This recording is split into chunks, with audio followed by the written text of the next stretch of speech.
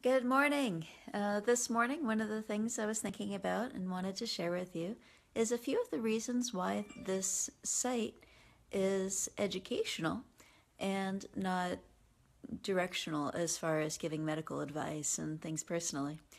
Well, one of the reasons is privacy. Once somebody actually posts a question that says, "Hi, my name is so and so, I'm taking this medication, I have this medication," well, you've just basically told the entire world that you're so and so and you have this medication and you have this medical condition. And some people may not think that's terribly troublesome, but it's a reality that in this world that sometimes medical insurance companies or employers or other people might be interested in finding out personal medical information out there, and you're just kind of putting yourself a little bit at risk. Also, that's been protected in this country by a rule called HIPAA. That's basically the idea that we don't go ahead and talk about people's medical information publicly as well. So, also, it also is a protection for both you as well as for me. Ethically, if I don't have a personal physician relationship with you, then I really have no business giving you direct medical advice. A number of reasons for that as well. One, if somebody has a symptom, many symptoms mimic many other problems. For example, someone might have heartburn. They might also have a stomach ulcer. They might have a hiatal hernia.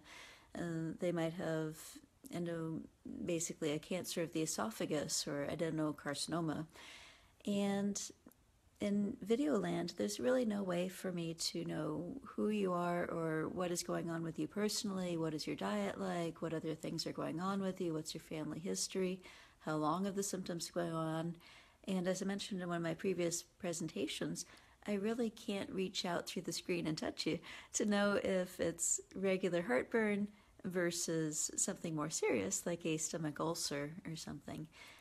So this is very much intended to be educational only. My belief is that when patients have the information and the knowledge, they can make much better informed decisions about their health care, and they can have a dialogue with their own personal physician who knows them and who can lay hands on them and who has a sense of what's going on with that individual. And in Videoland, again, that's essentially impossible for me to do for you. Another thing that I'd like to share with you is a little bit about the reasoning behind why I made started to make these presentations. And part of the inspiration came about a few months ago, this summer. My original video that I had made back in January, actually, on the arthritis, well, that is something that I created and thought this is something that I should start doing, that I can start making educational videos. However, there was a big wall, a big barrier of fear that came up between me and sharing these with you. This summer, one of my childhood friends passed away from an autoimmune disease, and it really struck me that this information is not mine alone. I have spent 10 years in learning how to communicate these ideas with patients in a way that hopefully is more or less understandable and direct and easy to learn. But I thought, boy, I've learned something about the human body. I've learned something about diet, and I've got very extensive information because of years and years of training and experience. And I thought this should not be mine alone. I should at least make an attempt to share this information with others. In the case of my friend, I don't know if this would have made any difference in their life, if it would have made any difference in the outcome of what happened with them.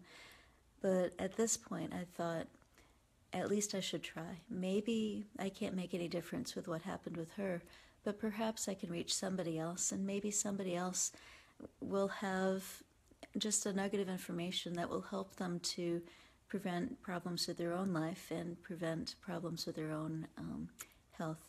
And if nothing else, it's fun. I'm able to share this information with both you as a broader audience and sometimes with my own personal patients.